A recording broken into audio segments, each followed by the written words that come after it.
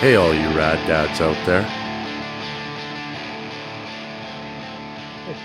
It's a fun thing, and it's like experiencing new things. But I think I can compare it to like when I talk to younger bands who've like never really toured. I'm like, I could tell you how to prepare for it, and I could tell you like what happens, but until you're out there and you're living it, you're not gonna like fully grasp what it is. And it's like Yeah. you're gonna love it and you're gonna hate it, and it's gonna be the best and the worst times, and it It's just just like is. anything else. You just have to like get into it and experience it, right? Like Yeah, there for there's sure. there's I think there's really no amount of preparation you can do um as a parent. Like there, I mean, I guess there's things you can do. People read books and Yeah, there's like whatever. podcasts and stuff Yeah, now, you and talk to people and stuff, but it doesn't sort of click. It doesn't make sense until you're in it. But I do yeah, think like having a network and talking about some of the stuff is super important, right? Like there's for so many sure. times when you're like, am I doing this right? Like, is this normal? Like, is it Right. okay to feel this way? Like, you know, I'm I, like I'm I I'm want to like, still I'm yeah, still walking that tightrope.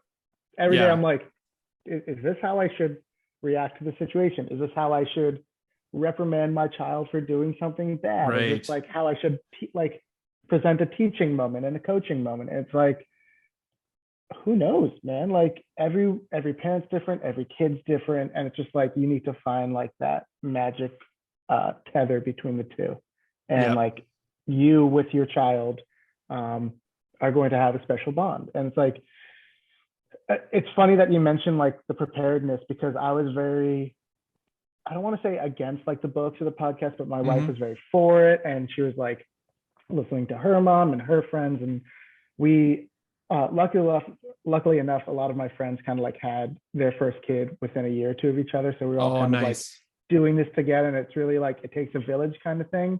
For sure. um but I was just like, you know what, I could read as much as I can, but I know that none of it is going to make a difference when I'm in the moment, and I forget all that, and it's kind of like a fight or flight thing. And I was like, I kind of just want to go into it and like listen to what the doctors have to say, and kind of like no emergency situations, but just come at it with an open mind of like, okay, well, my kid's sick. This is what's happening. I'm going to figure it out. And my wife and I were very much on two different sides, which I think is a good thing, because Yeah. we're each other's voice of reason during times like that, and just like heightened scenarios. And yeah, I'm very much a uh, kind of improv with everything I do. I'm very much like, You I'll figure figure it it out when I out. get there. Yeah. Yeah. Like vacations, I'm like, I don't need an itinerary. I'm going to get there. I'll figure out what I want to eat at that time. I'll, maybe getting a hotel is something different, but my wife is a very much a planner, very Yeah. much like, here's what we're doing. And I love that about her. And it's also drives me crazy. So I'm Yep. like, I just want to live. I just want to be, Just I don't want to experience have it.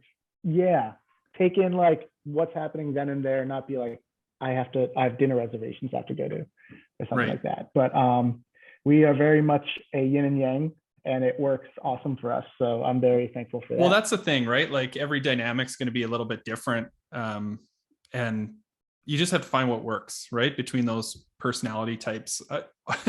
Sounds like very similar to my situation with my wife as well. Like even talking about vacation, we're kind of exactly the same, like, but kind of the opposite, where Oh, really? I'm a planner, right? Like I'm the anxious guy, I'm the planner. I'm like, okay, like I'll plan these basic things. And then she kind of like handles that kind of day to day. But I'm like, I need to know like, when are the flights, where are we staying, like where are we going, like book the trains, like that's me. So Yeah, it's a bit that way with like parenting too, but it's funny how that like your personality influences your parenting too, right? absolutely. That same thing about kind Absolutely. of being prepared, like I got to read the books, like that gives you some comfort, whether or not it's helpful, who knows, but it gives Right. you that comfort, right? I think like the universal feeling of you're not alone is very much like my comfort level of this. It's Yeah. like, I know I'm not the first person to go through this. I know that, you know, um, humans have been, animals have been raising their young ones for years and years and years. So I know I'm not the first person to experience it. So it's like, I'm not going to be the last. I know people get through it. And it's, that's like my therapy session to myself during like those times. Like I remember Kind of as the pandemic started, I think my daughter was about a year old, and I was just kind of like losing my mind, like not knowing what was going to happen, not knowing how Yeah. to do it. And my therapist was like, well, just think about like worst case scenario and talk that out in your head. And like, is that really that bad? Or is there an ending that's like, okay, that sucks, but it's not the worst thing in the world. And it's like, oh, okay. So now I try to talk everything out in my head and like think about the possible, like the actual possible endings of scenarios and be like, okay, it's not that bad. Let me make sure it doesn't get there and kind of like work this out. But yeah, just knowing that, my parents raised me and two older brothers. I'm like, that sounds insane to raise three boys in a house. Like I No have kidding. I have a son and a daughter that are 2 years apart. Me and my brothers are all 4 years apart. We used to fight. Like we took knives out at each other. Like we would wrestle each other. It was like bad. Like Yeah. probably maybe not as bad as it possibly could be, but we were not the friendliest of kids growing up together. But we're much better now, thankfully. Now Yeah. that we're all adults and have kids of our own and stuff like that. But yeah, it was bad. I was like, this is a walk in the park compared to what they had to go through. Like my kids are just like crying and trying to steal each other's like toy car. Like this is easy. It's so hard to have that perspective though. Hey, like it Yeah. sounds easy on paper to be like, yeah, other people have been through this and it's really not that bad. But in the moment, it's hard. Yeah, Right? because It's in the hard to have moment, that this is all perspective. that matters. Like Yeah. it's very much tunnel vision. This is the worst thing that anyone has ever gone through in their entire life, and nothing will ever get worse. It's like, dude, just relax. Like it's fine. Right. Right. Yeah. Like finding a way to pull yourself back from that situation and like take a breath. That's Yeah. for me, that's like the most important thing. That's the hardest thing to do. But when you do Yeah. it and you're successful at it, you're like, oh, okay, that wasn't so bad. Absolutely. I'm a very emotional person. So like Me too. I take offense to everything my kids do. I'm like, why won't you eat my food? It's like I slaved in the kitchen for this. And it's like, oh, they just don't want this right now. It's fine. Right. Like, And it's not even, it's so funny. It's like not even that they don't like it. Like sometimes they just don't want to eat it just because they know it pisses you off too. And like oh my God. and that's a normal behavior for kids. Yeah. They're just kind of like learning those boundaries and pushing the envelope and stuff. And so, yeah, not take it personal, man, it's hard. It's like, and it's day by day. Like one day my daughter will love broccoli. The next day she goes, oh, that's disgusting. I'm like, where did you learn the word disgusting? A. Right. B, this is great. Like you loved this yesterday. What are you talking about? Yeah. But it's a very funny dynamic. And it's crazy because obviously as an adult, I can have rational conversations with people. But talking to my 3.5-year-old, she is always right. A, she's very strong-willed, which is like so funny, but also so frustrating. And it's just like, I just need to learn to shut up. Like, I'm not going to win. Like, whatever you want, you'll get. But in the moment, yeah, I'm just like, why won't you do this thing? Like, you love wearing this outfit. Why do you not want to wear any clothes right now? We need to go to the store. Like, come on. Well, I think that's like it. Like, it's funny as you're talking about it, I'm kind of like connecting something here that like, I think it's because for us, we feel so much satisfaction. Like yesterday when you were like, here's this broccoli and they ate it and you're like, oh, I figured it out. Here's the thing they like, right? Yeah. I got it. So then tomorrow you're ready with the broccoli. Yeah. And then what? You don't like it anymore? What are you talking about? Like I had this being figured a dad's out. easy. I got this. Like all you gotta do is make a sandwich every day. Classic Easy. example is bedtime, right? Like you got it figured out. They went to bed good. They slept good. You think you got the system figured out, and it's like next week it's totally different. My daughter was waking up every hour on the hour last night. It was man, crying, and I'm like, "What's wrong?" She's like, "I don't want to sleep," and I'm like, "What do you mean you don't want to? It's 2 a.m. What do you mean you don't want to sleep? Like that's insane to me. All I want to do is sleep, like forever. Like all I want to do is always be sleeping, and you have the opportunity, you don't take it. This is crazy." Yeah, but she's like, "No, go ahead." Oh no, I was gonna say, she's like, "Oh, read me a book." I'm like, "I'm not reading you." Like, she's been really into Christmas books right now. Like, as soon as Thanksgiving is over, my mother-in-law like got her all these like Christmas books. She's like, "Oh, read me the Christmas books." I'm like, "I'm not reading you this like 40-page Christmas book at 2 a.m. Like, I'm going back to bed. I need you to stop crying, please, and just close your eyes for a little bit." Right. And then I'm like wheeling and dealing with my daughter, like, okay, I'll make you chocolate chip pancakes in the morning, but you need to go to bed right now. And Yeah, it's dealing with the devil, you know what I mean? I Like know. as soon as I wake up, she's like, oh, chocolate chip pancakes for breakfast. I'm like, I wish you would And have forgotten and that. what's the what's the expectation going to be tomorrow, right? Same Right, thing. exactly. How do I one up that? I got to make them into shapes now. It's crazy. Right. Well, so Matt, we like totally just like got right into it, which is great. And Sorry we'll about that. no, it's fine. We'll pick up on it. So I hit record while we were kind of talking. I'm Cool. sure you saw that. Yeah. But let's just stop for 2 seconds. I want to give you an opportunity to tell people who you are. We kind of always start by asking, who are you? Cool. Yeah. My name is Matt Burns. I label manage for Smartpunk Records, based here in Orlando, Florida. I've been on the team, I think it was 2017 that I joined over here. And I was like, I kind of started off doing social media stuff, doing the newsletter, kind of like doing all of the lowly work that no one else really wanted to do. And we're a small team as it is. But then it was just like, back then we weren't really putting out many records. And the team really wanted to focus on doing that.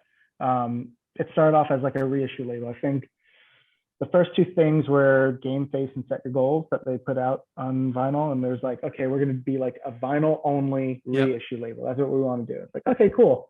And then it's like, okay, we're going to start putting out our friends' bands. Like now that we have a little bit of a platform, we're going to be an online distro, much like, you know, Smartpunk of yesteryear used to be. Right. Which it's a completely different company now. Same name, different company, which helps and hurts. We've seen both sides of it. But we're like, okay, we're going to be an online vinyl distro, and we're going to reissue these records, and we're going to put our friends' records out as well.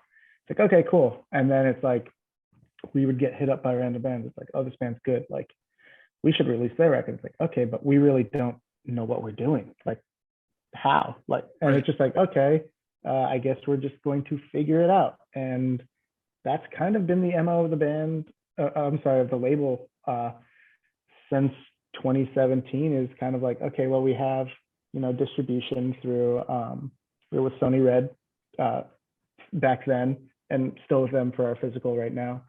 And I remember like coming into it being like, hey, I'm new to the team. I don't really know what I'm doing. Like, how do I submit records? And they were absolutely incredible over there and like kind of held my hand through everything. Awesome.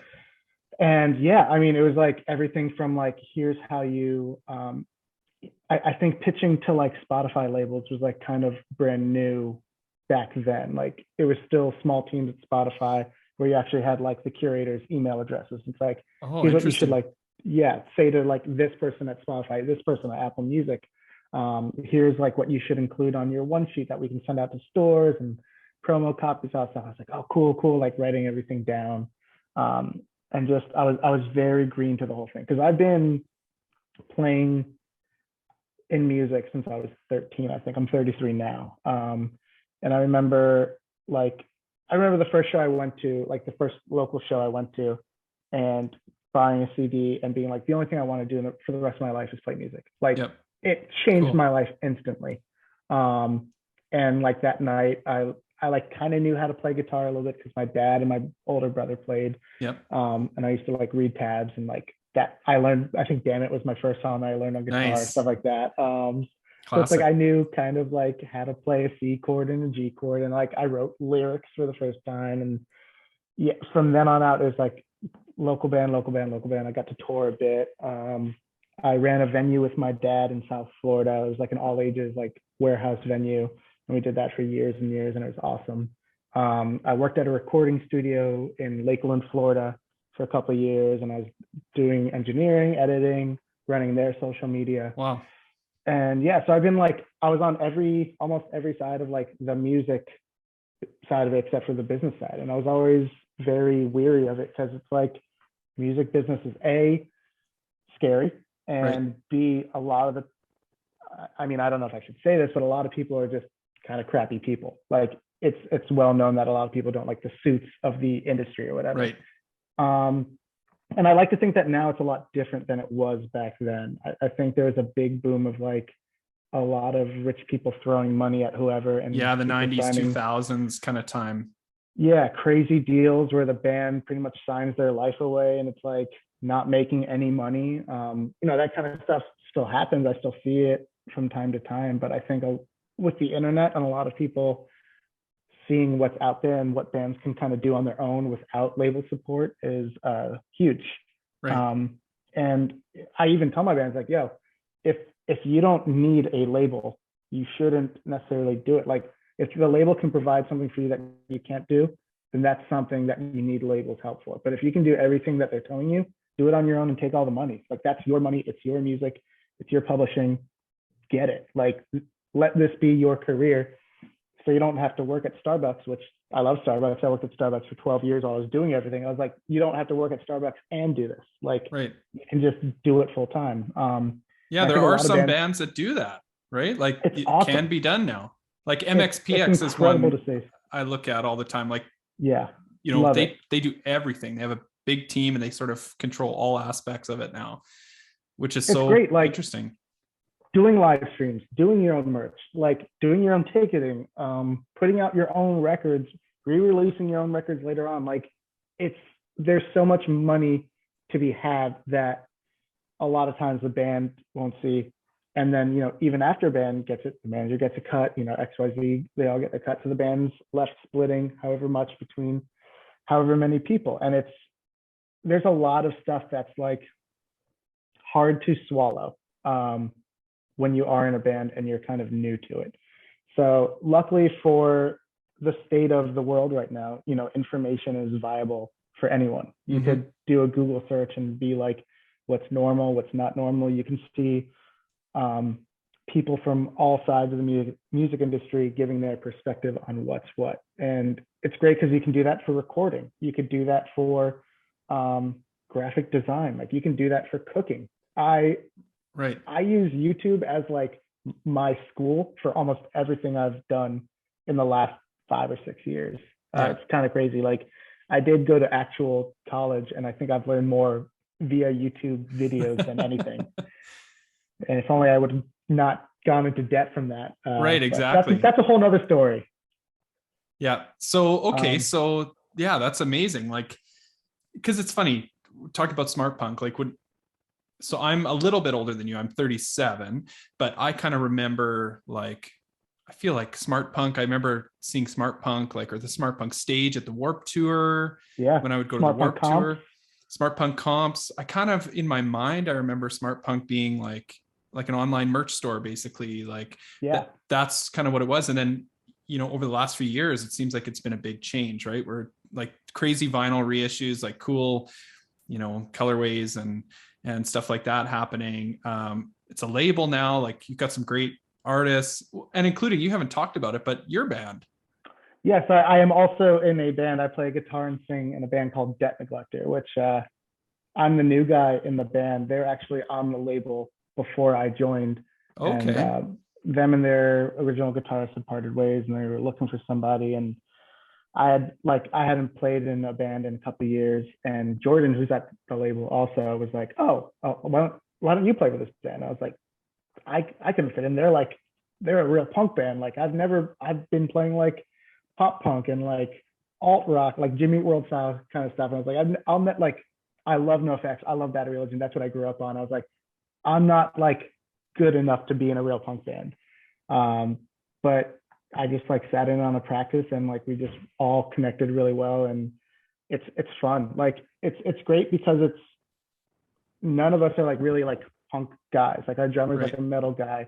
Our guitarist is very much like a Beatles replacements, power pop sort of stuff, jazz musician growing up, like knows every note, every chord, and he just plays like really weird like Descendants like solos whenever he's doing stuff and like notes that I'm like, why would you go to that note? He's like, oh, it's the major ninth, whatever. I'm like, God, that's so cool. Like I wish I know what you're talking about because like I know theory a little bit, but it's like I wish I could translate that into what I'm doing because I'm basic. I'm octave chords, I'm power chords, and like that's kind of it. But we all found our place, and it's really awesome, and it's some of the most fun I've had playing music ever. Even I'm the second youngest in the band at 33. our singer just turned 40, and it's just like it rocks. I couldn't be more stoked to be with a group of people than I am right now. So. Right. And you guys just put out a new record earlier this month, which Yeah. kicks ass. Thank you so By the much. way, it's so good. Thank you. Yeah. So I think we'll talk about that in a little bit, but okay. I want to kind of bring it back. So Smartpunk, Debt Neglector, you're also a dad. So I'm also a father of two. Yeah. Yeah. How old? I just have 3.5, going on 20. Yeah. She'll be 4 in April, and then my son just turned 9 months, and he's the best. He's like so smiley, and he's like just very stoked on life. And it's the highlight of my day, like going home and just seeing him like bright-eyed, bushy-tailed, like waiting for me to give him a hug. It's like that as my nightcap is the best thing I could ask for. But both of them, I mean, they're both incredible kids. They're both so smart already, and they just make me want to be a better person in all aspects of my life. And that's like the best thing that I could ask for. And like give advice. I was like, these are the most trying times being a parent, and especially being a parent during the pandemic and not really knowing how to handle any situation, really, whether it be like people approaching your kids or you going out to a store or anything like that. Like everything's kind of switched, but also just like being a parent for the first time, being a parent of two for the first time. And, it's not twice as hard. It's almost exponentially harder. I would agree. And no one ever told me that shit. And I was just like, oh, this is like way more difficult than I ever thought it would be. Like having one kid cry is one thing, but having two kids in two separate rooms crying, it's like, which one do I go to first? And like, right. It's a lot of weird things that you have to think about that you never thought you'd have to think about. But they're both the best kids. I love them to death, obviously, and I couldn't be happier with it. But yeah, it's the label, it's the band. I'm father of two. I also own I co-own a coffee shop here in Orlando, with my friend Tanner, who used to be in a band called You Blew It. He's in a band called Couplet now, who also put out a record this year that's like awesome stuff. Cool. So yeah, I have my hands more than full. I need an extra 24 hours in a day to like get everything that I need to get done. And I don't know how to ask for help, and I'm not very good at accepting help when it's offered, and I need to get better at that, which I do talk to my therapist about. But I wouldn't have it any other way. Like I love it. I love being busy.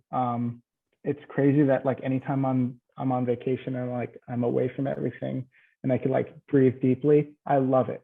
For like a full day, I'm like all of that. And then I'm like, all right, I'm bored. I need to like get into some stuff again. So that's sort of your personality, is just to like being busy kind of fuels you to some degree. Yeah. And I think I've just kind of been that way, since I was a teenager. Like I graduated high school at 16. Like I just wanted to get out and be done with it. And I didn't do anything for 2 years. I worked at the venue with my dad. And like I worked just like side jobs and stuff like that. And then at 18, I started working at Starbucks. I had started my band. And then I was also working, I think, at Whole Foods. And I was doing like 2 jobs on a band full time. And it was like, I was up at 3:30 in the morning to go to work, and I'd work until like noon. And then I worked the other job like 1 to 9. And then I'd have band practice till like 1. And then I'd get 2 hours of sleep. And it's like, the only way I lived was coffee and like taking naps throughout the day, which I don't recommend this life for anybody. It's awful. Please get as much sleep as you can. But that's what I did. And like when I was on tour, I was always the guy who would drive from like midnight to 6 or 7 a.m. because I don't mind like being awake all the time. Like I could be a night owl. I could sleep anywhere at any time, probably because I'm always trying to catch up on sleep. So this, I've always, this trained you for having kids, the sleeplessness. Oh yeah. I'm totally fine with that. Now it's like, if I don't get 6 hours, I'm a little bit groggy. Yeah. But I'm like, I used to sleep literally 2 to 3 hours a night and be fine and like be able to function as a normal human being. Now it's like, I need 6 hours. I need 2 cups of coffee at least. Like I have my checklist of things I got to do before I could like answer anyone's question in the morning. But it's really funny to kind of put that in perspective. But yeah, I've been burning the candle at both ends for over a decade, well over a decade, which is Yeah. insane to think about. That was your dad training. Yeah. Do you consider yourself a rad dad? I think so.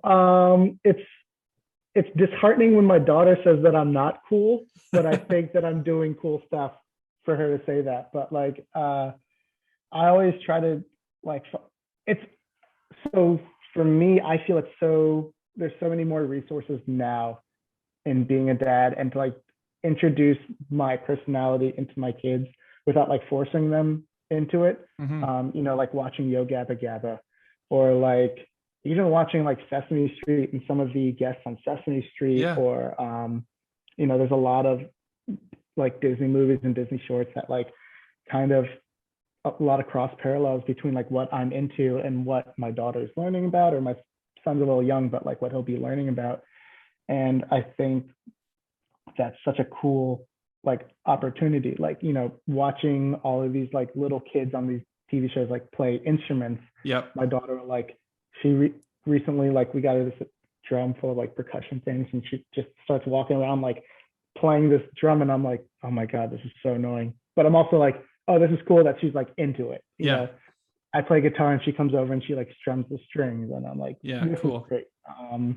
So there is some cross in those ways of stuff, which is fun. So I think that I like to think I'm a rad dad. I like to think that I'm teaching her about things that I didn't really know about until I was older. Like, and that's nothing against my parents, but like, my daughter loves baking with my wife, and like Right. I didn't start cooking until I like kind of had to at 16. Like my parents would always cook for me, so like I learned how to cook an egg at 16 or something like that. You know what I mean? Yeah. But I think that where I am now, like I think cooking and food is a big part of my life now, and her having that at 2, 3 years old and just like loving it and learning about like using the math in that way and like using her cognitive thinking of like mixing things together and stuff like that is great. So is it like is it like shared experiences for you? Is that kind of how you, I guess, define it? Like if I kind of ask you the question of like, well, what's a rad dad? Like a lot of the things you're telling me are sort of like you're able to kind of have a shared experience with your child. Like so maybe it's things you're interested in, or maybe it's things they're interested in, or both, but yeah, kind of enjoying it together. I think so. And it's every day is different. Like I'll put on like an Op Ivy record and my daughter will like dance around and love it. And the next day I put it on and she's like, I want to listen to Frozen. And I'm like, okay, we'll listen to Frozen for the millionth time today. That's fine. Yeah. But it's fun to like experience like that kind of stuff. And my wife is really into like indie pop and kind of like pop music in general. And I'm into it as well. But obviously I come from more of like a punk background.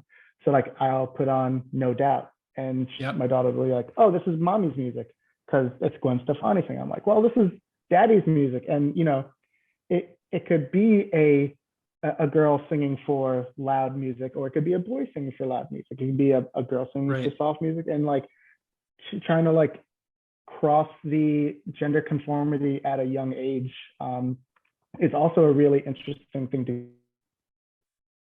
Yeah, like because I think it is very widely accepted now. I think having I don't want to say genderless child, but tomboys or like boys that play with Barbies, like it's not a thing that people are like aghast by anymore. It's kind of more normal. So kind of introducing those platforms and like what can be crossed at such a young age where they only think of like they watch Disney shows and the girl is the princess, right.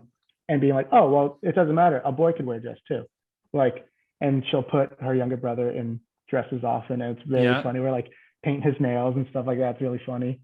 But like I'll have her paint my nails. I'm like, oh, this is great. Like I love doing this stuff. And just teaching that like fluid nature of it doesn't have to be this one way, I think is a very important thing. And I think, being a rad dad is different from everyone, but I think it's like, if you're being a good person, if you're teaching your kids good values, that's kind of like that's the ticket. It's no one's going to be perfect. You're not going to be great at your job every day. You're not going to be a great dad every day, but it's like, it's what you're kind of teaching that's going to be the aha moment for them, for like when they get older and something clicks.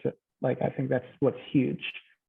And I think that I have a lot of that from my parents, of like, they were very free thinkers, and they let us kind of like figure things out on our own. And, you know, at times I was really frustrating. But I think it definitely helped all three of me, myself, and me and my brothers, helped us out as adults, and even in our adolescence, of like what to do in certain situations. It's like, you'll be put in a situation where there's no right or wrong answer. Right. Like, it doesn't life isn't black and white, obviously. It's mostly gray. And it's like, well, which do you do? Do you take the right path or the left path? And it's like, they're not wrong answers. It's just going to be a different outcome. Is that a conscious thing that you, like, you talked about your dad and, well, about your parents and their parenting style, sort of letting you figure things out on your own? Is that a conscious thing that you have taken sort of from them, or do you think it's more subconscious and just on reflection? Both. Yeah.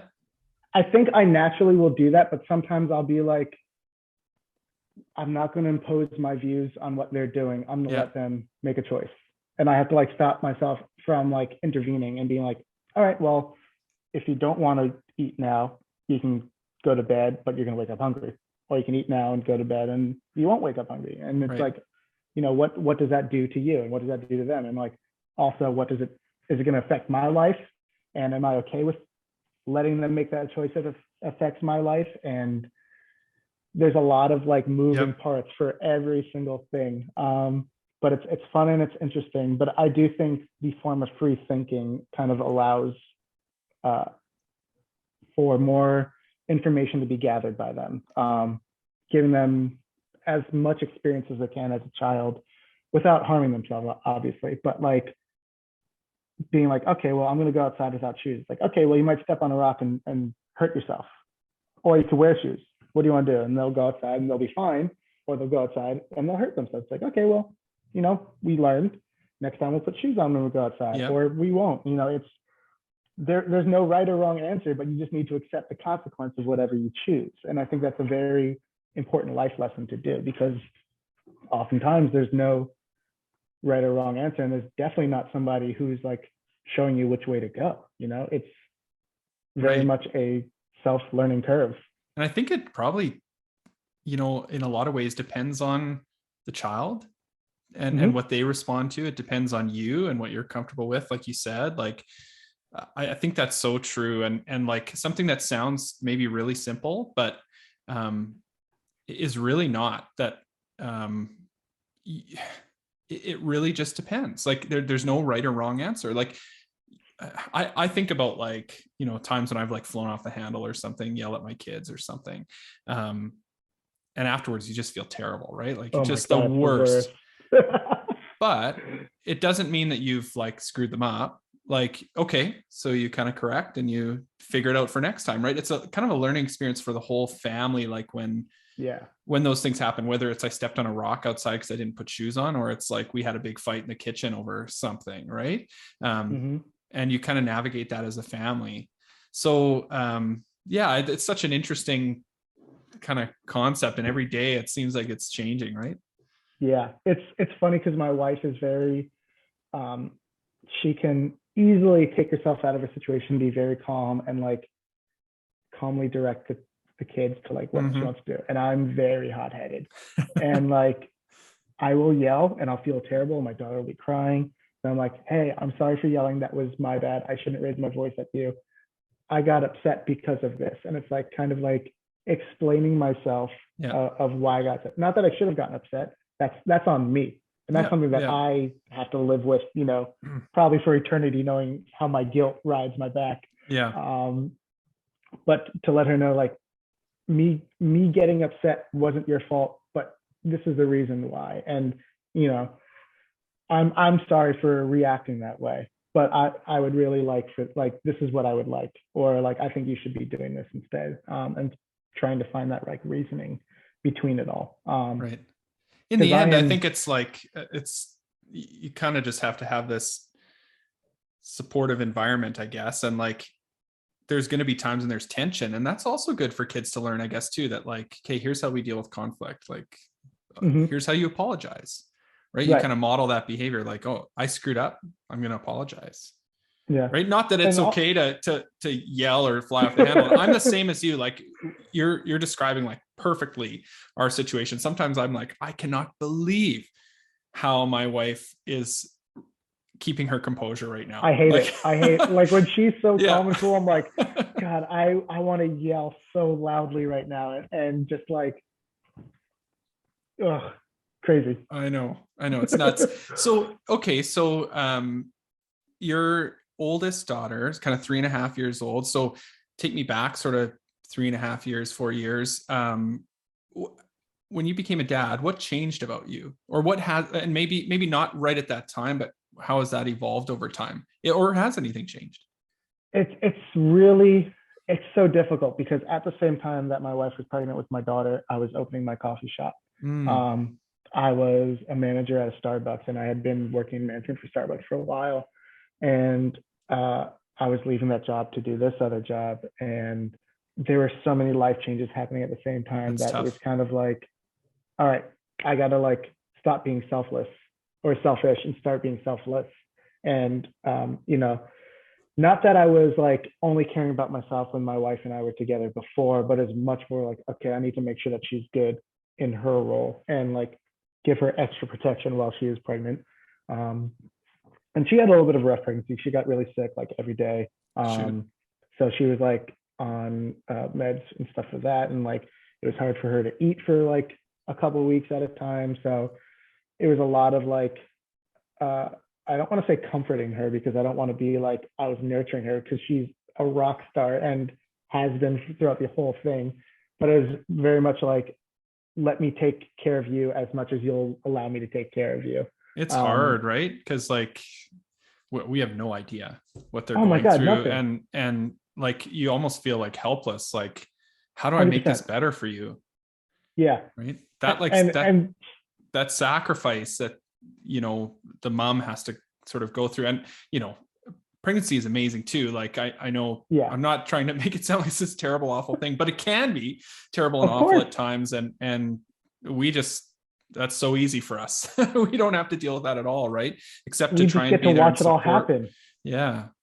It's very hard. It's a hard thing to swallow, and feeling helpless in that situation, but trying to do the most you can, while also like getting frustrated because just like a kid, it's like she'll eat pizza one day and the next day pizza makes her want to throw up. And I'm just like, but this is the only thing you're eating for a week. Why would you not want it now? And learning to not get upset at that and like to just like let everything pass over. It was a lot of like, again, I'm very emotional. So everything like my wife and I would talk about, like if it got into like kind of a heated argument, I would take so personally. And like, especially during that time, I was like, I need to let it all go. She's right in everything. Whatever she wants, I'm here for. Or at least I like to think that I was that way. She might have different words to say, but it was very much a selfless thing. And I was, again, still out with friends till late at night, like not doing bad stuff, like not even drinking, but like I'd be out playing board games till 3 a.m. or video games, or going to the movies at midnight, like taking everything and bringing it all back into like, okay, well now I need to like be with my home for a little bit and make sure that this nest is good and everything like that. And even welcoming my daughter into the world is like, okay, well, I can't go on tour, at least for a little bit, which it's funny. She was born in April, and I think the band was going to Canada to play Pooza Fest in May, I think it was. Is that normally when Pooza happens? That sounds right. Yep. So they're going up there and they're like, oh, like come. And I'm like, oh yeah, I'll go. Like, that sounds great. And then I was talking to my wife. She's like, I'm going to have a month-old baby and you're going to leave me to go to Canada. I'm like, oh yeah, what was I thinking? Like, I can't do that. And I mean, there are people who can, and, parents who have support systems in place that's possible, or like moms or dads that are in bands where it's like, that's their job. So they have every to go family's different, right? Yeah, absolutely. But for me, I was very much like, oh yeah, my family comes first, and like I need to be here for them. So I was like, hey guys, I'm so sorry. I can't go to Canada, even though like this was our whole plan and we're going to do like a week up and a week back and all this stuff. And it's like, I remember I had like 2 or 3 releases happening at the same time as like my daughter was being born. And it was just like, how do I need to make sure that like these releases go well. Like these rollouts got to happen. These songs are coming out, the record's coming out no matter what happens in my life. And Right. like, I care about my band so much. I just want the best for them and for them to have the best experience. Like, how do I share my time in this? And there's a lot of like, okay, well, you know, between the hours of 2 a.m. and 6 a.m. when I'm not watching the baby, I'm working. And then, you know, when my wife's taking a nap, I'm watching the baby and, you know, I'll take a 15-minute nap and work in between all that. So it was a fun couple of months learning how to be a dad and learning what it meant to be a dad and taking on, you know, actual work with that, opening a coffee shop restaurant, being able to have time for myself, which was still a very important thing for anyone, just to like decompress because it's hard to be on all the time. So how do you do that? How do you find that now? Like we're a few years in, but you've got a 9-month-old. How do you find that time for yourself? I try to stop working. I try to like close my laptop at like 10 or 11 and like I'll just watch TV or movies or like listen to music like with my AirPods in and just like that's my escapism. Whenever it's like during the day, during the week, like I'll play guitar and like, or I'll have band practice like once or twice a week. So that's like really nice to just kind of get away from the craziness that is my life. Right. And just having those couple of hours is enough for me. Like it really is just like not even paying attention to the TV, but just having it on and like noise, background noise, and like letting my mind turn off for a little bit is a very hard thing to do. Doing like yoga has been really nice, and taking time to breathe and just like meditate. I used to like think that was like kind of bullshit until I actually did it, and it's been an absolute game changer for me. Just like, I don't want to say finding an inner peace, but just being able to kind of like turn everything off and like listen to myself breathing and just actually relaxing is huge and super beneficial physically, emotionally, mentally, like everything. That's so good to hear. Like, I think it's something that comes up a lot on this show is, I think that transition to a parent, like loss of sort of self or individuality or something, and learning how to kind of like step back and take that time for kind of self-care, I guess. I think is important for parents, not just dads, but I think dads sometimes have a harder time with that, is that self-care aspect. So like there's a couple things you said that, you know, breathing, meditating, yoga have come up a few times, and I think are like good things for people to think about as strategies to kind of help you step back. You also talked a little bit about, you mentioned a couple times talking to your therapist, and mental health is something else that comes up a lot on this show too. And so like, do you have any thoughts on that, on like, I guess, mental health of dads, the importance of kind of thinking about that, talking about it? What your experience has been like? I've always been a proponent for mental health and like talking to a therapist, but I never put it into action until probably about 2 years ago, 3 years ago. And I think I had just reached a boiling point of like, I physically can't take anything else on my shoulders. I'm going to snap. Yeah. And I was like, this is not a normal way for any person to be. I do have a great support system. I have friends, I have family, I have a wife, I have a daughter, like all this stuff is great. Why do I still feel this way?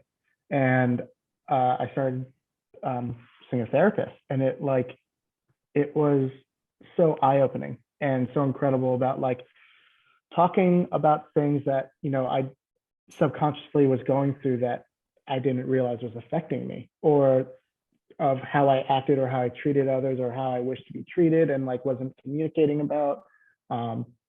Just kind of everything, relationship wise, friendship wise, time management.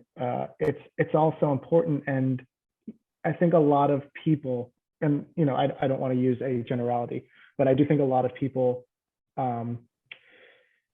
don't feel comfortable talking to those closest to them about things that are hurting them, whether they think it's hurting them or not hurting them, or affecting them. It's hard to, for me, I love to be like the guy who lifts the mood at the party. I never want to be a center of attention that's bringing everything down. I never want to talk negatively about myself or anyone else. Like, but I mean, ultimately, I have to. I need to get it out, and I never did. And I finally was able to, and like, not even just talk negatively about myself, but just like things that were causing me stress or anxiety or issues. And I remember my therapist taught me about breathing like properly. And she's like, "Do you breathe properly?" I was like, "What? Like I breathe? I mean, what do you mean?" She's like, "Well, do you breathe from like your chest to your stomach?" And I was like, "I don't know, like my chest, I guess. Like that's where my lungs are." Excuse me. But she's like, "Oh no, like if you think about it, like your chest is where you do like short breaths. Like, you know, when you're in a panic, you do chest breathing. But if you look at a baby breathing, they're breathing from their stomachs. And they're, you know, babies are typically kind of at peace. And like when they're upset, you see their chest huff and puff. And I've never thought about that." So she was like, "Well, here's like a book I think you should check out. And like, I'm going to teach you how to breathe a little bit, and breathing from your stomach and putting your hand on your stomach and feeling your stomach expand and contract and like all the stuff." And at first I was like, "Oh my God, this is like some hippie stuff, like whatever." And then doing it, I was like, "Yo, this actually, I feel good. Like I feel like my shoulders were a little bit more relaxed." I'm a very high strung person. Everyone like rubs my shoulders and like, "Oh, this feels like rocks." And I'm like, "Yeah, I fucking know. I get it." Yeah. But talking to my therapist is like, I actually like feel like I could breathe a little bit better. And from then on, she's like, "I just want you to like, obviously you don't have to do this all day, but if you can do it throughout the day, awesome. But I want you to start your day, you know, breathing for a couple minutes this way, and ending your day breathing a couple minutes this way." And it's really helped me out so much. If you're able to talk to a therapist, I recommend it in any situation. You don't have to be going through a hard time to find a silver lining from it.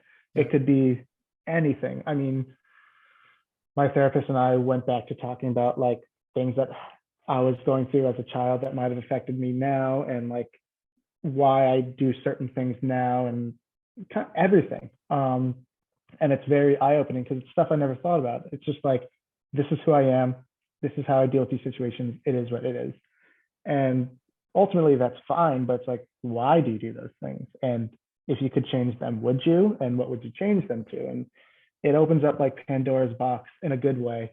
You know, I don't want to compare it to like getting high and finding that next level, but I mean, it's very close to like just being on another plane of realization. Well, there is it kind of like true kind of relaxation or peace or something, even if it's just for like a moment? Like that's sort of how I think about that feeling, like, because yeah, that's kind of how I am too. I'm very kind of just generally anxious and thinking about what's happening next, and those times when you kind of have that like pure joy or pure kind of peace when you're not thinking about all that stuff, it's so powerful. Oh my gosh. And it feels like it lasts forever, which is crazy. Like, you know, I'll sleep throughout the night for 6 hours and feel like I didn't sleep a wink, but I'll breathe for 3 minutes and feel like I was like at ease for hours. So how has that experience, I guess, working through this with a therapist, how has that impacted you as a parent? It definitely has. And it's funny, like when I first started with the therapist, my daughter was born, and I was kind of like asking her about questions about parenting. And she's like, "Don't ask me, everyone's different. Like, here's what I do. I'm not going to recommend anything for you. You need to find that path for yourself." And I was like, okay, that kind of like sucks, but sure. But it has been like very much a teaching moment of taking a step back from the situation, being calm about it, and approaching it calmly, because I think kids respond best to calm nature. They're already manic and going and zany as it is, like having a little bit of normalcy is, I think, good every now and again. And I mean, my daughter responds well to it. She unfortunately responds well to me yelling as well, but I think the message is clearly registers with her when it's kind of like in a calm voice and not in a time of panic. You know, we had somebody on the show a little while ago who was talking about like the vibe of like dad walking into the room, and if dad's like, you know, that power you have over the kind of the situation in general, that like when your mood is shitty, like everybody feels that, and when your mood's not, everybody feels that, and the power that has in a family. And so I'm kind of thinking about what you're telling me here, that even just the vibe, that like whether or not you're talking to your family, even just being a bit more relaxed and peaceful and comfortable, that effect that has on your family, right? Yeah, it's definitely and my wife can tell immediately like when something's going on. Like the way I sit down, I think she's like, "What's up?" And I'm like, and I just like unleash. But yeah, you're absolutely right. Like walking into a room in a positive spirit, they get that, and you know, they're feeding off that energy. And I think it is a big energy thing. You know, I'm a big believer of, we're all kind of on that same energy plane, and everyone's kind of feeding off each other, and you could see what's going on. Like even in a room full of adults, you know when someone's having a bad mood. Yeah. Whether or not they've said anything, but the way that they're breathing a little heavy, or the way that their eyes are a little bit peering, like whatever it may be, it's like, I can tell something's going on. Like, let's bring it up, let's talk about it, and let's like move on to what we have to do. Well, I appreciate you sort of sharing that experience. Like, I think it's so important, like we were kind of talking about before, for people to hear that other people are kind of going through some of the same stuff. I think it's invaluable. I've kind of told this story before, but earlier this summer, I was talking with some friends in a backyard about one of my friends has started medication for anxiety. And it came up. I was like, oh yeah, I took something too. And one of my other friends was like, oh yeah, me too. And someone else who was there was like, really? Like, I had no idea. Like, I've been kind of feeling, you know, like I'm having a hard time coping. And once we had that conversation, it's like, okay, like I'm not alone here. And I just think it's so important to just share that stuff and break down those walls, like that sort of stigma, right? Because I think like a toxic masculinity stigma that I think like kids of the 80s, 90s, like we were brought to be like the tough ones, and we don't talk about our feelings. Maybe not. But I think it definitely exists. And it is like, I mean, you can see the statistics of like, you know, suicide is mostly through men, and it's mostly through men who don't talk about anything. And like, there's like a lot of things that can be not solved, but at least realized with just talking about it and expressing it and getting it out there. That you realize, oh shit, I'm not the only one who's depressed, you know, after my kid has been born, or I'm not the only one who's like feeling this extreme anxiety because of the state of the world right now, but no one was really talking about it. And once you do, you realize, oh shit, you're also on meds. Oh shit, you're also, you know, whatever it may be. And just finding that common ground to be like, this is a normal thing. And it's like, yeah, like to not feel a way is abnormal. Like that is so weird and so far from any truth that, you know, if you're stoic about everything, you must just be on another level. Like that can't be. Right. And it was even a very interesting thing talking to both of my brothers about this, because they had been parents for a little longer than I had.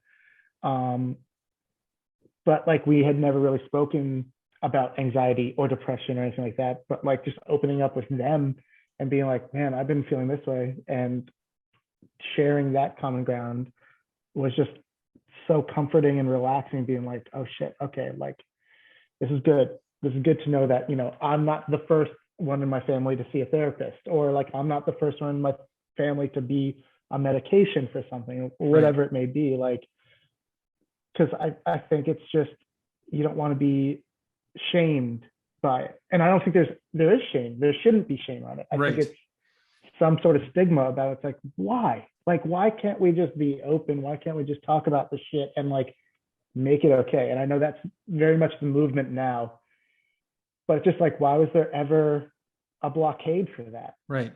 It's so weird to think about. Yeah. Like, I think even just day to day, it's hard to talk about that. Like, oh, I'm really struggling with this. I'm having a hard time with this. Whether it's like something like, I don't know, I can't figure out how to fix this broken door or whatever. Like I get that way. I'm just like, what the hell? Like, why can't I figure this out? Right. Yeah. And you don't want to kind of ask for help. But as soon as you start talking about it with somebody else, it's like, oh, you've dealt with that before. Oh, here's how you do it. Yeah. And it applies to your coping too, right? Like, I think being a parent, becoming a parent especially, but being a parent and going through those various stages. And I've young kids too. So I have a just about 6-year-old and a 3-year-old. Cool. But I hear from everybody, like, you know, it changes, like when they're 9 and they're 12 and they're 16, like it's just different problems. And I don't think anybody's expecting you to be an expert, right? Like, the only way it's also possible to be an expert. Yeah. So the only way you get through it is by kind of drawing on the experiences of other people and asking for help and talking about it. Even just getting it out is like the most important part, I think. I think oftentimes, like in your head, it'll be one way. And when you verbalize it and you're like, it goes from like being like this problem to like this problem, not in a bad way, but it's like this same amount of energy, but it's more spread out. And you don't have to focus so much time and energy on like fixing it. It's like, okay, it's not that bad. Like, it sucks now, it'll get better. And I think that's a lot of parenting. It sucks now in this moment, it'll get better. Or finally, like, it was sucking and like now my kid's sleeping through the night, so that's awesome. You know, any sort of like win, taking that win and like celebrating it is super huge, no matter how small it is. Like, that's something also I realized early on, is that there's so much to be scared and nervous about, that if you're not also celebrating the small milestones, you'll get lost in it and it'll eat at you. So, you know, stuff as simple as like drinking water, or like eating solid food, or taking a step, or like using the potty, like all that stuff, you need to celebrate that with your kids, with your partner, if you're able to, like with your circle of friends. I have a friend group chat of like just the dads in our group, and it's just funny that we all just like, we'll talk about our kids' constipation, or like whatever it may be. You know what I mean? Like, we're all dudes have known each other for the last 15 years, who like grew up drinking, going to see punk shows, and it's like now we're all dads together. And it's like, it's funny to continue to grow with these people in different aspects of your life, where it's like, you know, we've also grown apart, as like we're not as closely knit as we once were, because we have families now. And it's like, you can't dedicate 99% of your day to these other friends. It's like, okay, I'll see you 5% of my week. And like, that's if everyone's schedule works magically or whatever. But just celebrating the wins is such a big thing that you have to like remember to do. And it sucks. It's like, I need to remember to think about the good stuff that's happening right now. But it's crazy to like go through my phone and see pictures of my daughter, like even as a 1 or 2 year old, and be like, A, that feels like yesterday, but B, that feels like 20 years ago. Yeah. And what is time? And how are you this like perfect sentence speaking, sometimes brat that you are now? And before, like when you're learning to count and you couldn't like say words properly, like it's crazy to just see the difference in what their capacity is.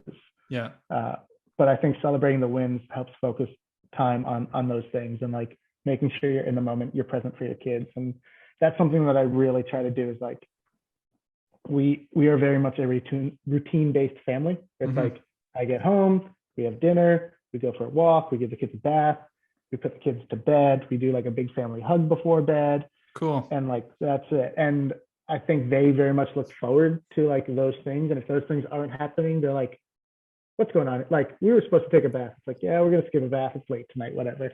Yeah.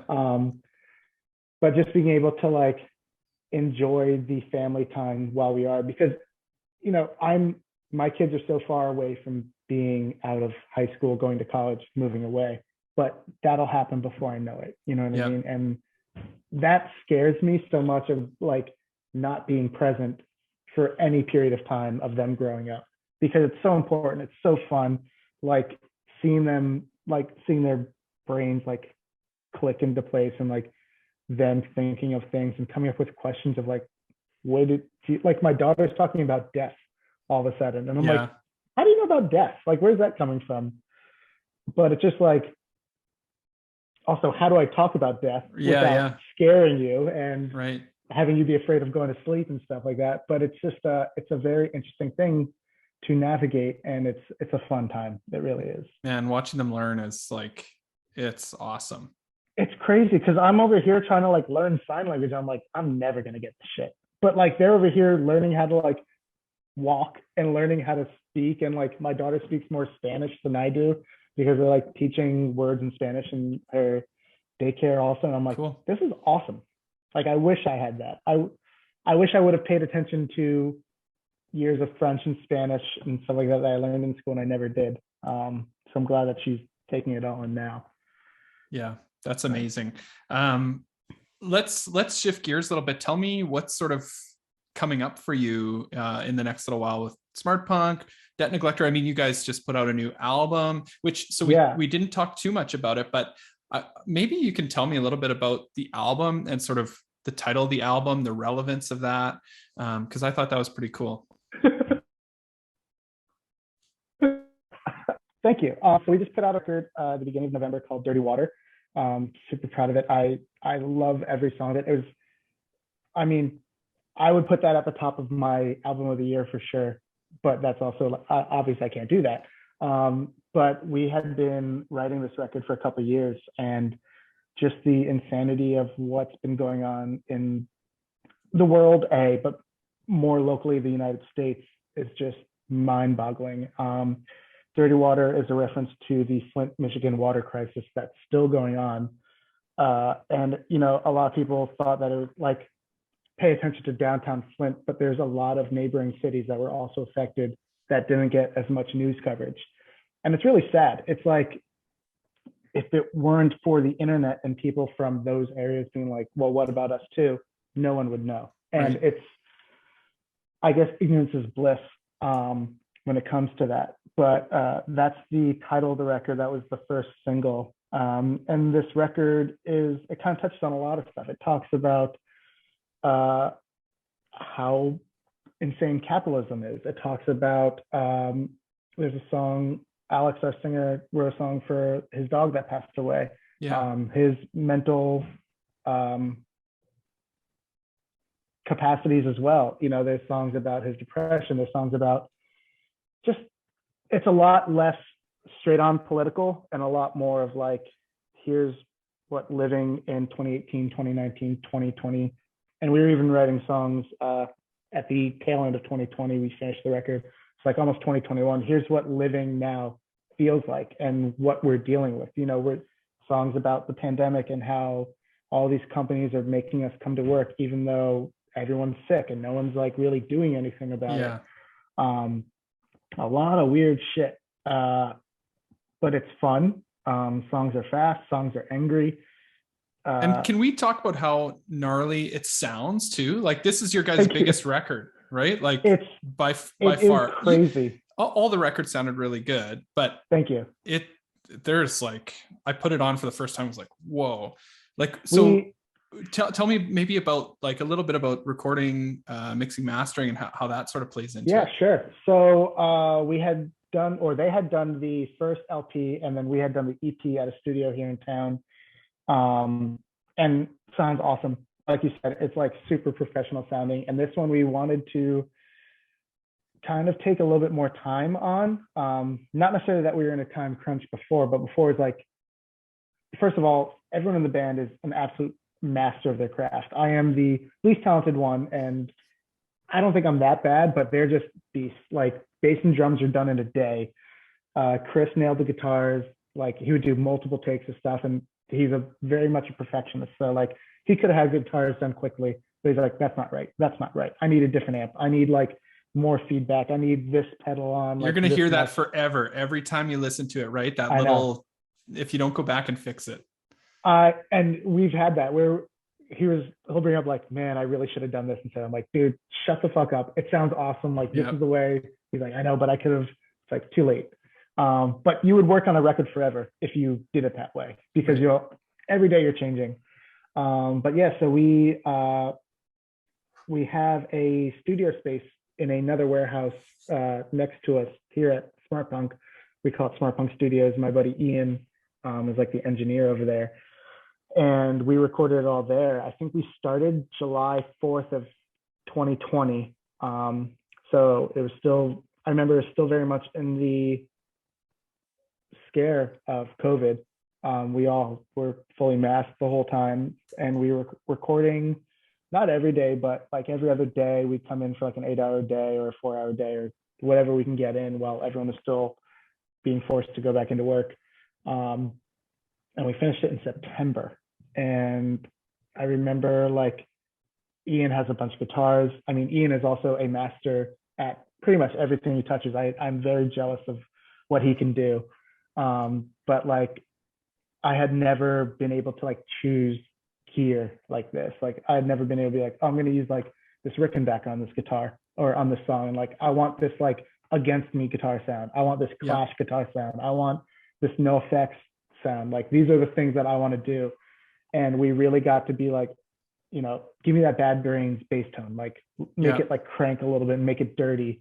You know, get these cymbals really washy, you know, make it, we had a lot of inspirations going to this record, be it like Pup or Drug Church or Foo Fighters or Offspring, like a lot of Bad Religion, Descendants, obviously, a lot of stuff going into it of like, how do we take this hodgepodge of sounds and make it cohesive? How do we make it?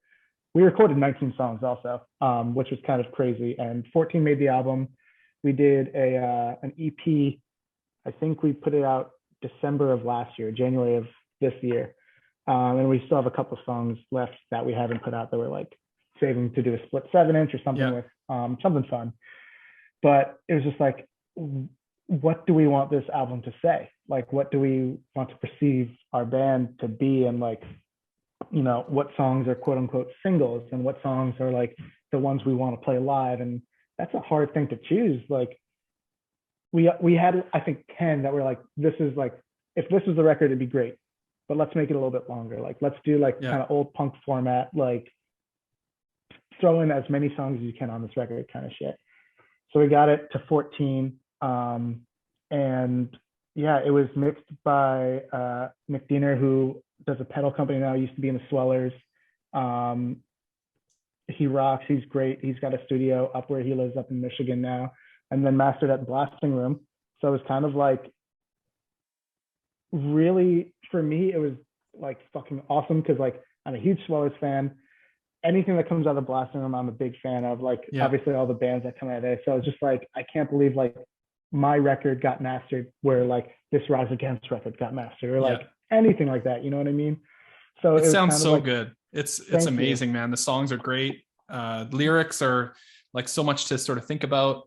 And it just sounds awesome. That's the first thing that hit me, is like, whoa, this sounds amazing. Thank you. I would love for anyone to check it out. Obviously, it's even the packaging is really incredible, which I will send you a record. We did. Oh, thanks, man.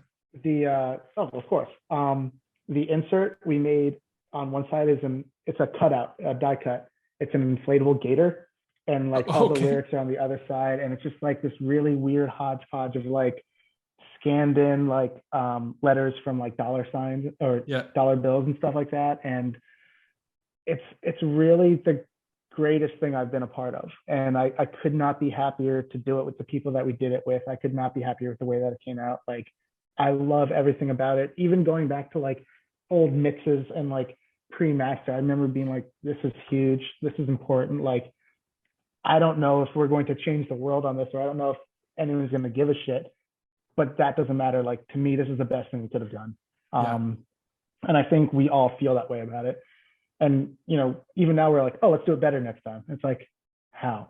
How do we do that? And Yeah. we're obviously going to try to, and hopefully we do, because it was a lot of fun getting in there and like tearing apart the songs and rebuilding them together and like breaking down lyrics and breaking down harmonies. And now there's so much stuff that we've even more recently, since last September, like put into our musical vocabulary that we want to do. Like I remember listening to Joey Cape on the Krista Makes podcast talk about May 16th, and how he randomly would just do like backup vocals on certain lines. Yes, and like I listened to that episode too. Yeah, I was like, I've never thought about that. Like, why does it always have to be on the tail end of the fourth line you feel harmony? Like, why can't it be randomly on this one word? And I'm like, I'm going to try to do that.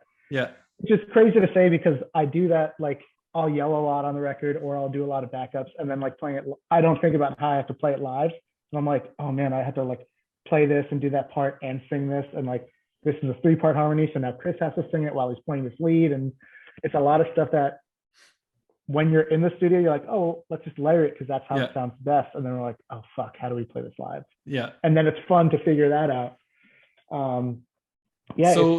So speaking of playing live, like, do you guys have shows, tour? What's happening? So we want to take kind of the end of the year to chill out a little bit. Not that we were like super active before, but we had like been putting out the record. We did Fest. We did some pre-Fest shows. We were doing shows since I think the summer. I think in the summer we started doing shows once everything kind of like chilled out a little bit, and we knew that the venues here in Orlando were like able to practice safe spaces and like safe distancing and enforcing masks. Like we wanted to make sure that if we got together, it was under these proper conditions. Right. But we weren't able to do any sort of CD release show just because we're all busy doing other stuff as well. So we're actually doing a 3-band CD release tour with Virginity, who's also on Smartpunk. They released a record in October, and then our friends Dikembe. Cool. All 3 of us are going to do pretty much our album release tour throughout Florida. Virginity, Dikembe is going out to the Midwest this month to do a couple of shows with Signals Midwest. And then in January, we're going to be doing, I think, Tallahassee or Jacksonville, Gainesville, Orlando, Tampa. And just kind of like having a blast with it. It's really fun because we've all kind of known each other for a long time. We had all been going to Fest forever. And like now we're all, over 30 years old. And like we still get to tour as if we were not 30 years old or whatever, and just kind of like rough it. We'll probably end up coming home back to Orlando every night. Right. But maybe we'll still like stop off and have dinner somewhere in between. But yeah, so we got that going on. We're trying to plan out some other just like shows, one-off weekenders, stuff like that. Just because it's hard for me to tour and do the label and be a dad and own a coffee shop all at the same time. Right. And the other guys have their jobs and their wives and pets and everything like that. So we decided that like we want it to be the 4 of us playing live if we're able to. It's the best version of ourselves, and we can kind of play it the way that we meant to play it. We all just play our instruments as we play them, and that's how they were recorded, was we were all playing our own instruments. So we want it to come across live that way. Right. So that was kind of a thing. Like, I'm very much like, hey guys, I don't know if I'll be able to do everything, but if you want to go to Europe, like do it. If you want to go to Canada, do it. They're like, we did it. We had fill-ins. Like, it was great. We want you to be there next time. I'm like, okay, but we'll have to figure it out. But hopefully I'll get to do it. Those weekend warrior type things where you do kind of 3-4 shows in a string or something, and then come back and figure it out. Right. Yeah, we will. They did Europe, I think it was 2018, 2019, they did Europe. And I had to go out to South by, I didn't have to. I got to go out to South by Southwest. We were doing a showcase there, and I was like, hey guys, sorry, I'm like hosting these showcases. I have to be there for that. And I just remember like them like sending me videos from where they're playing in Germany, and like me sending them videos for like what's going on over there. And I definitely missed it. It looked like a lot of fun. They definitely got drunk and Yeah. had a good time. And I'd love to do that stuff with them. It's always a really good time when the four of us get together. Um, five of us, including our merch guy Michael. He's great and very wacky, but he rocks. So yeah, hopefully we'll be able to do some of that stuff soon. So for people listening, like, so I'll put links in the episode and on YouTube and stuff like that to go check out the album. The album's amazing. So yeah, go check it out. It just came out earlier this month, so it's still new. I guess in terms of physical copies, they can get that from Smartpunk. Yeah, Smartpunk, Bandcamp, we've got copies available. Over in the UK and EU, Spam Records has their own colorway. Okay. So if anyone's listening from across the pond, you can get it from there. Yeah, it is a great record. It's a fun listen. It's 14 songs in like 30 minutes. It doesn't get old. There's a little something for everybody. And I think you'll have a lot of fun listening to it. I agree. Well, I want to thank you so much for your time and for coming and sharing your story, chatting about being a dad, chatting about your new record, Smartpunk. Any words of wisdom? I know we said we're not giving advice, but words of wisdom to dads out there listening. You've talked about a few things. You kind of talked about celebrating the wins. Anything else you want to leave listeners with? Maybe dads to be? Dads to be. I think one thing that I really cherish, I made a playlist for my daughter before she was born of songs that were like, I thought would be fun to listen to, like bath time songs or bedtime songs, or like stuff that I would like kind of while I'm holding her in the kitchen, like dancing with her too, but also like a little bit of indie rock, like a little bit of like touch of me in it. And I actually made her a laced record of like all the songs as well. No way. So like one day I'm going to give her that, and like, who knows if she'll remember it or even like be into it at all. But just kind of like be sure to be yourself with your kids. I think that's the most important thing, and be your truest form at all times. You know, I am very unashamed to be who I am now.